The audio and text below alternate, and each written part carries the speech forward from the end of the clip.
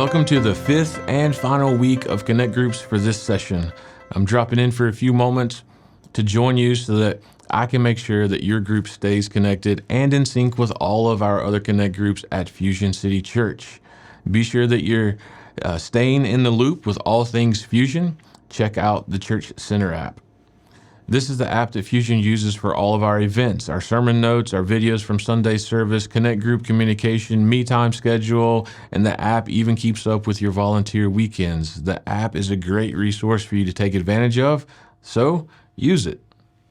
Every session, we encourage all of our Connect Groups to find a need and then meet that need as a group. And if your group has a community service project that has worked really well for your group, I'd love to hear about it. I'd love to share your ideas with the groups that might be looking for new ideas. And your group might just have the perfect solution for them. And lastly, before I go, I want to help you get started in discussing 1 John chapter 5. And I trust that you came to discuss chapter 5 right now. Take a look at the Me Time tool. Look at it as a group. And feel free to ask each other the questions found on the sheet. Who wrote the passage? Who is the passage written to? When was the passage written? Who are the main people or people groups in the passage? What are the repeating words, phrases, and thoughts? What are the cause and effect phrases, like the phrases with if, then, but, therefore? And what do the events in the passage, where do they take place? What are they and where do they take place? By discussing the meaning of the passage, you can then start to draw meaningful engagement and application from God's Word.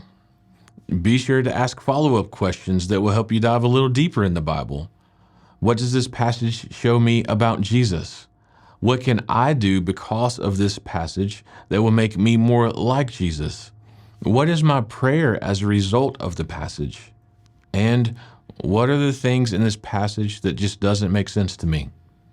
Finally, if none of these questions give you a chance to discuss your biggest takeaway from your me time, be sure to share that with the group as well. For me, one of my takeaways from 1 John chapter 5 is from verse 3. For this is the love of God, that we keep his commandments, and his commandments are not burdensome.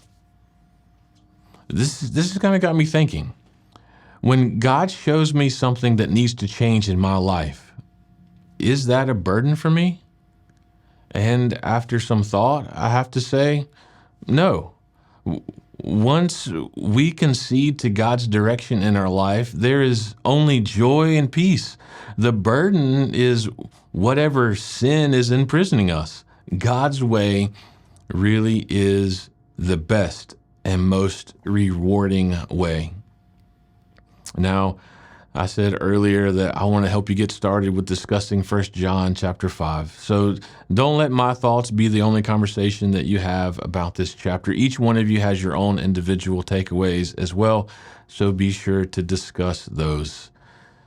Now, go and discuss, and before you leave your meeting, be sure to pray together, and until we see each other again, I pray that you stay safe, and God bless.